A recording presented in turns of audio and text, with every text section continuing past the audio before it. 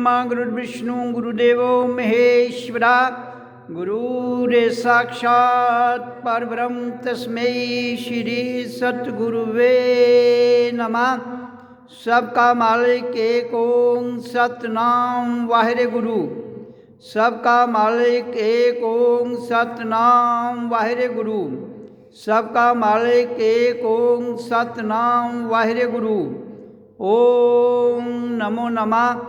ओम श्री सतगुरुवे नमः। ओम नमो नमः। ओम श्री सतगुरुवे नमः। ओम नमो नमः। ओम श्री सतगुरुवे नमः।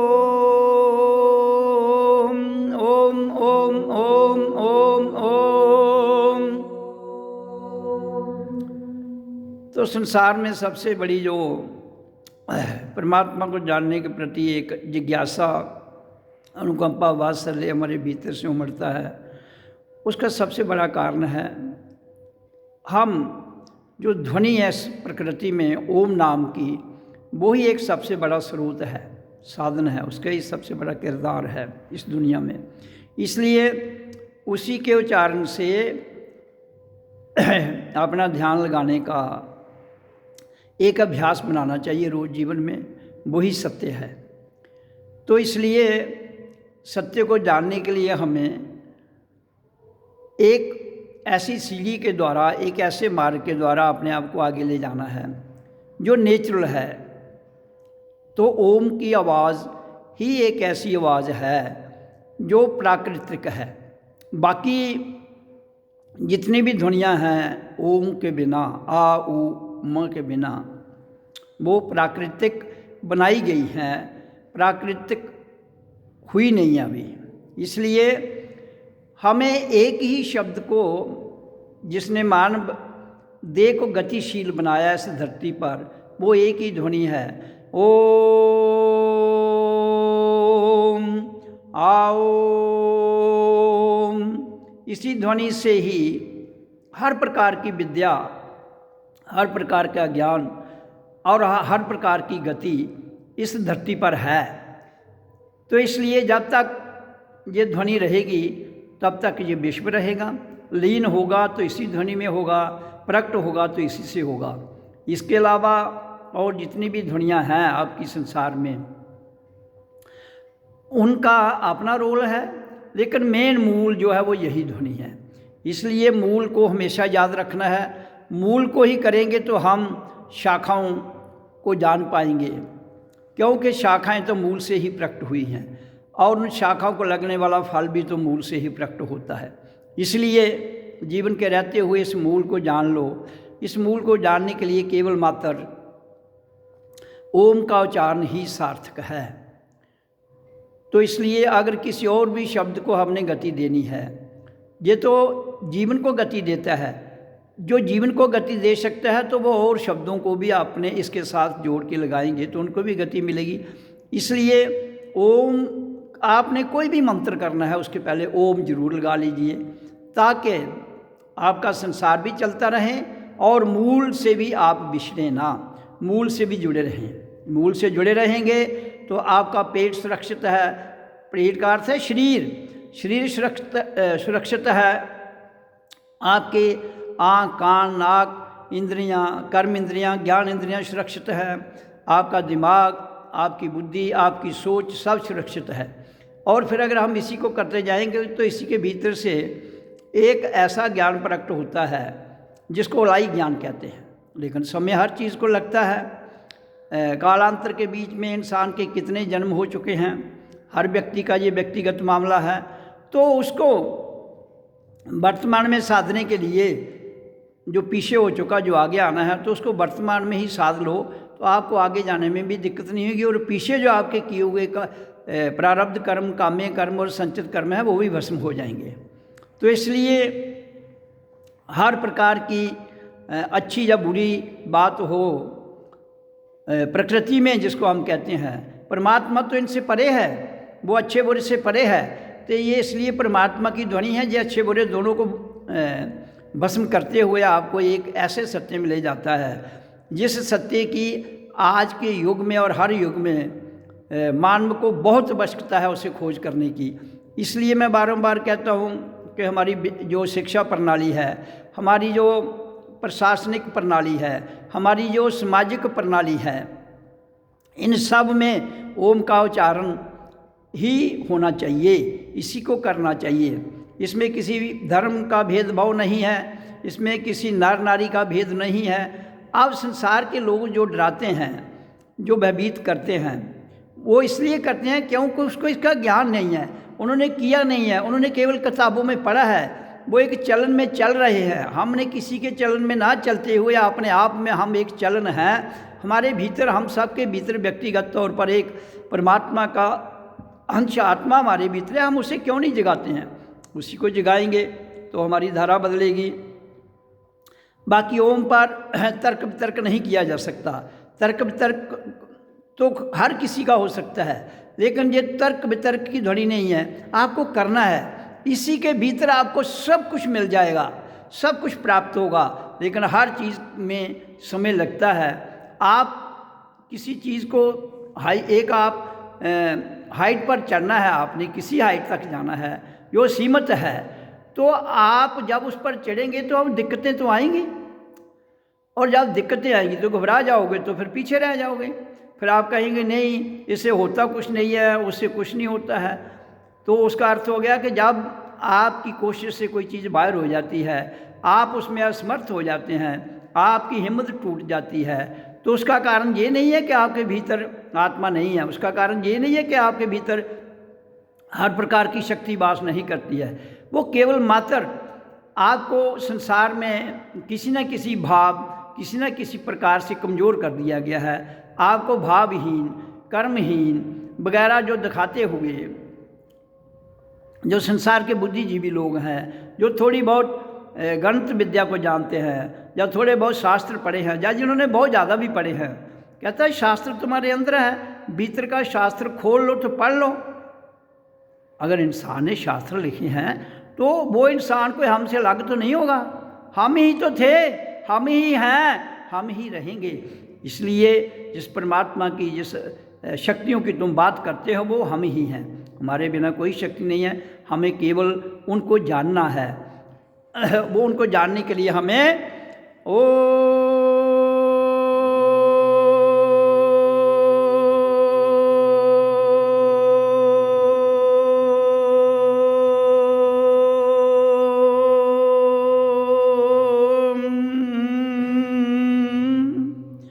जब आप इसको लंबी ध्वनि में इसका उच्चारण करेंगे तो संसार की हर प्रकार की शक्ति आपके समक्ष प्रकट हो जाती है। आप जिसको भी आपने कल्पना में लाएंगे वो आपके समक्ष प्रकट हो जाती है।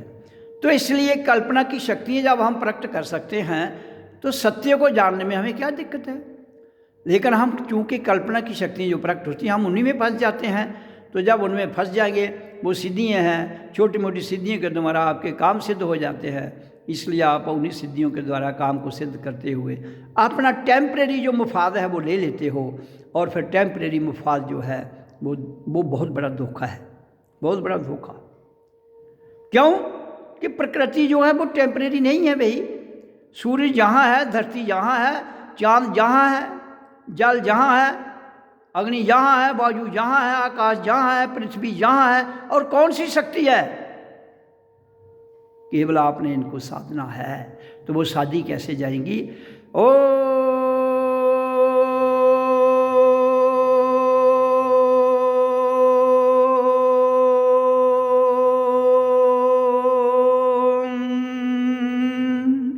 केवल मात्र यही ध्वनि रोज करनी है, रीढ़ की हड्डी को सीधा रखते हुए। इसी से आपका ध्यान लगेगा, इसी से आपकी समाधि अवस्था आएगी, और इसी से आप जागेंगे, और इसी से आपका संसार भी चलेगा।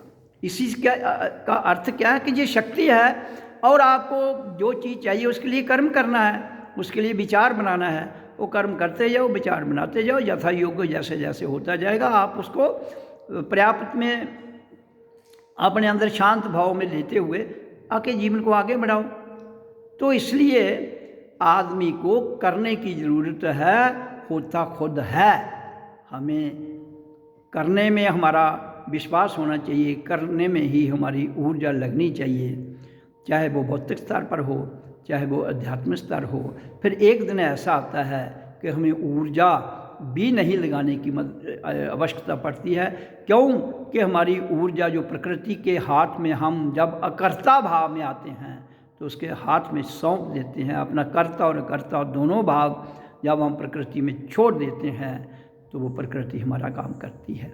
लेकिन उस लेवल तक पहुंचने के लिए आपको जीवन के रहते हुए, उच्चारण करते हुए, मेडिटेशन में पूरी रात भी अगर जागना पड़ता है तो वो अभ्यास करने की आवश्यकता है। ये मेरा निजी अनुभव और अनुभूति कह रही है। क्यों कि मैंने जीवन में जो भी काम किया है उसको प्रैक्टिकल आधार में जो अनुभूति करता हूँ, जो अनुभव करता हूँ, जो मैं जानता हूँ वही बताता हूँ। और सत्य भी यही है, जो स्वयं जाना जाए, स्वयं को जाना जाए और स्वयं खोज की जाए, वही सत्य है। स्वयं को जानना, स्वयं के द्वारा और स्वयं से ही, स्वयं ही सब कुछ है।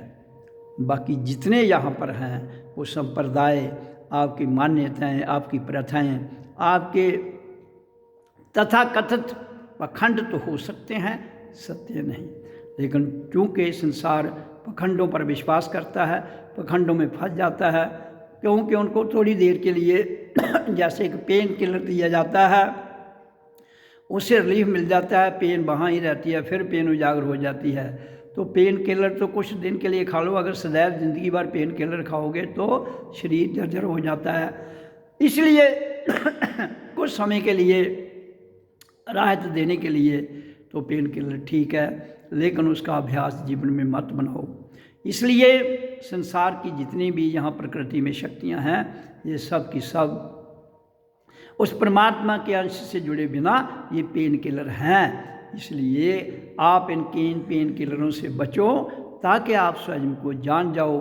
क्योंकि दर्द से आप डरते हो तो पेन किलर ले लेते हो, फिर डरोगे फिर पेन किलर ले लोगे, तो वो सिलसिला चलता रहेगा और फिर आप किसी के बस में पड़ जाओगे। इसलिए किसी के बस में नहीं रहना है, आप स्वयं के बस में रहना है और स्वयं में ही रहना है। इसलिए जब मैं कहता हूँ कि ओम का उच्चारण रोज़ करना चाहिए, वो जो 1 घंटा सुबह, 1 घंटा दोपहर, 1 घंटा शाम को, या 2 घंटे सुबह 2 घंटे रात को कर लो तो भी ठीक है। तो उसके लिए विधि मैंने बताई कि 20 मिनट ओम का उच्चारण करना है, जो मैं अभी करवा रहा हूँ। तो इसके बाद 20 मिनट ओम सो अहं ओम मैं हूँ, उसको शांत भाव में करना है। उसके बाद तीसरी क्रिया है इसकी, ये पहली तो है ओम का उच्चारण, दूसरी है ओम सो अहं ओम मैं हूँ, शांत भाव में करना है इसको। उच्चारण को तो जोर से करना है और दूसरी क्रिया को शांत भाव में करना है, तो तीसरी क्रिया को भी शांत भाव में करना है। तो आप पहली क्रिया को संपन्न करते हुए दूसरी क्रिया जिसमें हमने शांत ओम सो अहं ओम मैं हूँ, जिस शांत भाव में करना है। ओम के द्वारा ओम सोहं ओम ये पहले कहना है, मैं हूँ इसी के साथ कहना है। पहले तीनों शब्दों को शांत कर लो, फिर आगे मैं हूँ को लंबा कर लो भीतर शांत भाव में। तो पहली क्रिया जो ओम के उच्चारण की है वो संपन्न करता हूँ। अब दूसरी शुरू करता हूँ, कौन सी? ओम सोहं ओम मैं हूँ, शांत भाव में। तो जैसे मैं बैठा हूँ ऐसे आप भी सब बैठते हैं, रीढ़ की हड्डी को सीधे रखना है। और मैं जो वीडियो रिकॉर्डिंग कर रहा हूँ उसमें जैसे बैठा हूँ आपको उसी तरह रीढ़ की हड्डी को बैठते हुए सीधा रखते हुए बैठना है और ध्यान मुद्रा में बैठना है, ध्यान भ्रिकुटी में और शांत।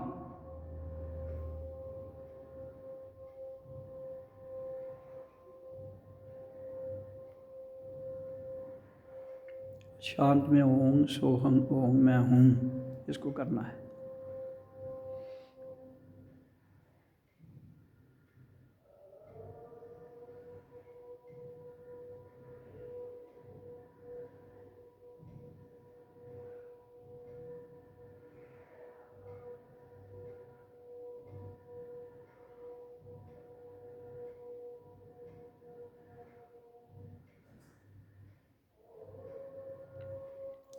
आंखें बंद,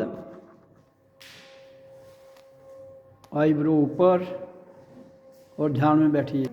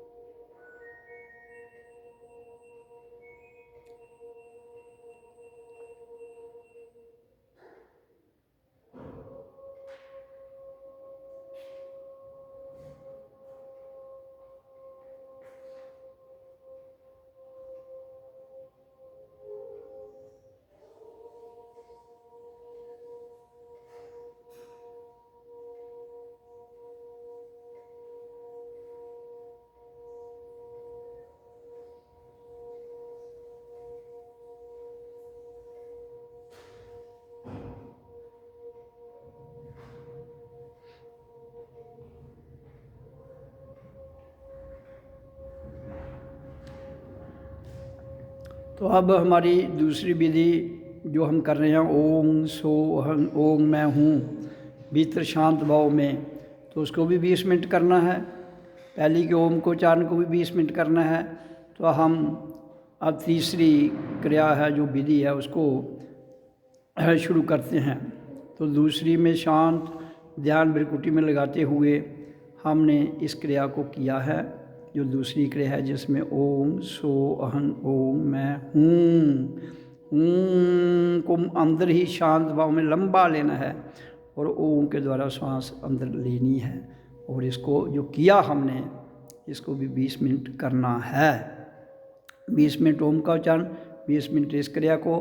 अब इसके बाद तीसरी क्रिया जो है उसे शुरू करते हैं, जिसको अब हमने कुछ भी नहीं करना है, केवल शांत बैठना है और अपने रीढ़ की हड्डी को सीधा रखते हुए ध्यान वहाँ ही भ्रिकुटी में, the space between the two eyebrow, आज्ञा चक्कर जिसको कहते हैं, वहाँ रखना है और श्वास आ रही जा रही है उसको महसूस करना है। और अपने आप में प्रकाश, आईब्रो को ऊपर करते हुए प्रकाश आता है, जहाँ उस प्रकाश को देखना है, बिना ऊपर किए दोनों सूरत में आता है। आपको जैसे भी आता है वैसे देखें, नॉर्मल भी रह सकते हैं। और उसके साथ आंतरिक अनाद नाद ध्वनि जिसको हम कहते हैं उसको सुनना है, जिसको शिवनाद भी कहते हैं, जिसको अनस्ट्रक साउंड अनहद नाद ध्वनि कहते हैं, उसको सुनना है। वो तीसरी विधि जो है जिसकी मैं चर्चा कर रहा हूँ वो ध्यान की आंतरिक विधि है, जिसमें हमने कुछ भी नहीं करना है। तो अल्टीमेट हमने ये करते करते तीनों से पार जाकर अपने आप में ध्यान लग जाता है। जब तीसरी स्टेज में अहनत नाद ध्वनि सुनाई दे तब, और उसके साथ प्रकाश ज्योत का जो बहुत बड़ा मंबा है वो हमारे फोरहेड पर प्रकट रहे, वो एक लाइट की स्वरूप में, जिसकी मटियाले रंग की वाइट लाइट होती है वो दिखती है। वो देखते देखते ध्वनि सुनते सुनते अपने आप में रहना है। फिर आपके भीतर की जो किताब है, बुक ऑफ दाई सेल्फ, जो अपनी भीतरी ग्रंथ है वो खुल जाता है और स्वयं आपका जो ध्यान लगता है उसी से ज्ञान प्राप्त होता है। अल्टीमेट जो सत्य है वो ये है। ओम। अब शांत बैठ जाइए, कुछ बोलना नहीं है, सिर्फ अपनी नज़र को, ध्यान को आज्ञा चक्र में रखना है। उस और उसके ऊपर आंखों को थोड़ा सा बंद कर लो।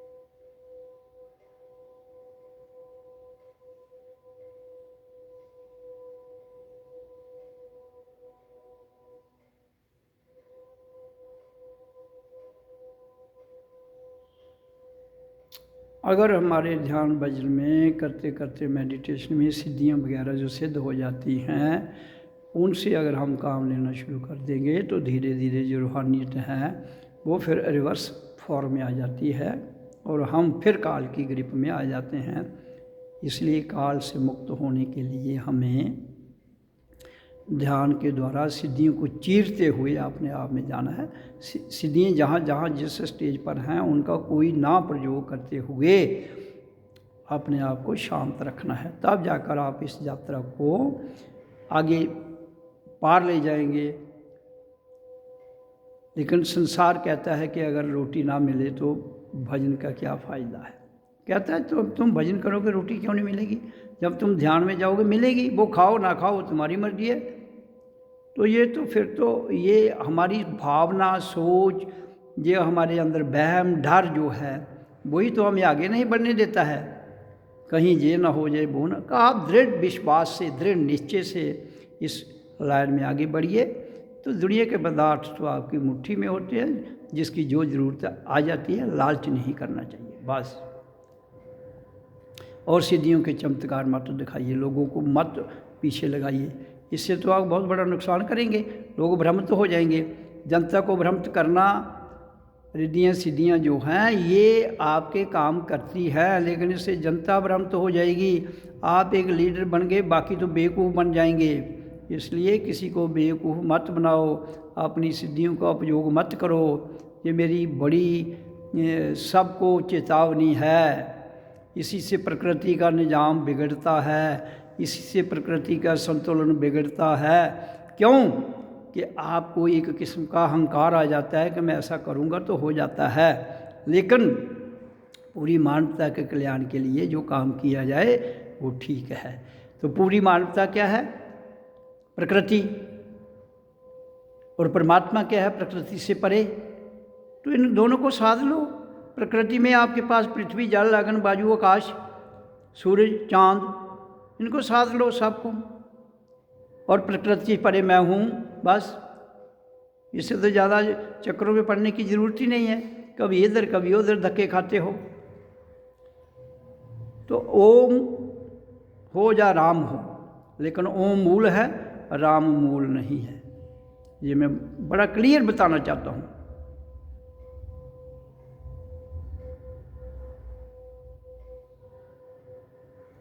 ओम के बिना राम भी आपको उस दुनिया लौकिक में पूर्णता नहीं ले जा सकता।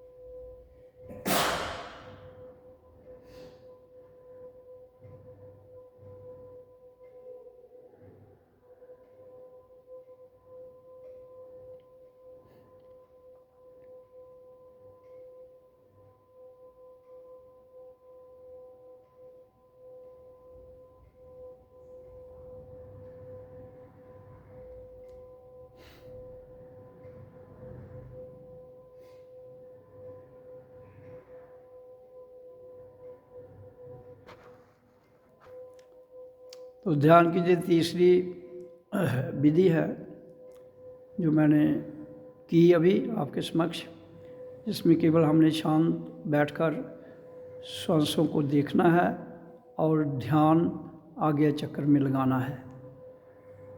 कुछ नहीं करना है, केवल शांत और भीतर की ध्वनि सुननी है जो मैं सुन रहा हूँ। और प्रकाश आंखें बंद करो प्रकट होता है। जब जो दोनों हो जाते हैं तो आपका समाधि ध्यान सब कुछ पूर्ण हो जाता है। फिर आप अपने आप शांत बैठेंगे तो कुछ भी करने की ज़रूरत नहीं रहती है। ये आंतरिक ध्वनि चलती रहती है और प्रकाश अपनी धारा में बहता रहता है और उसी से ही आपका जीवन साक्षात होते हुए आप अपनी यात्रा में ठहर जाते हैं। और इसी को जानना है और अपनी शक्तियों का दुरुपयोग नहीं करना है।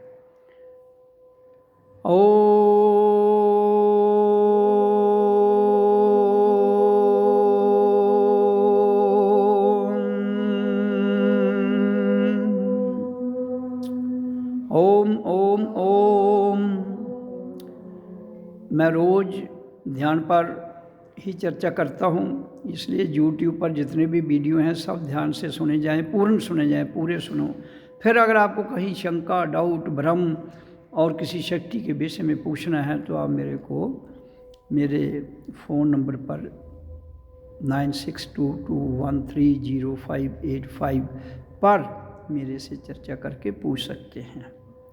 या ओम शांति वन आश्रम, गजय सिंहपुर, संग्रामपुर, जम्मू, गजनसू रोड पर स्थित है, वहाँ आ सकते हैं।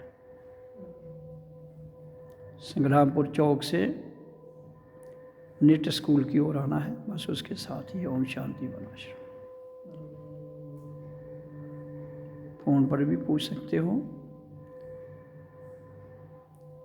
और दूसरा रास्ता अखनूर रोड से है, पटोली, वहाँ एक डिस्ट्रीब्यूटर है, उससे नीचे आ जाओ।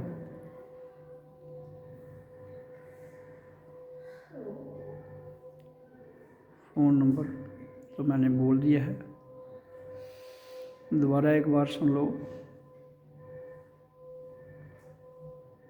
9622130585।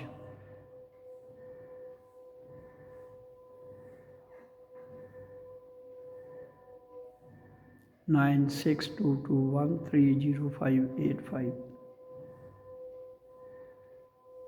ओम गुरु माता शांति वन आश्रम।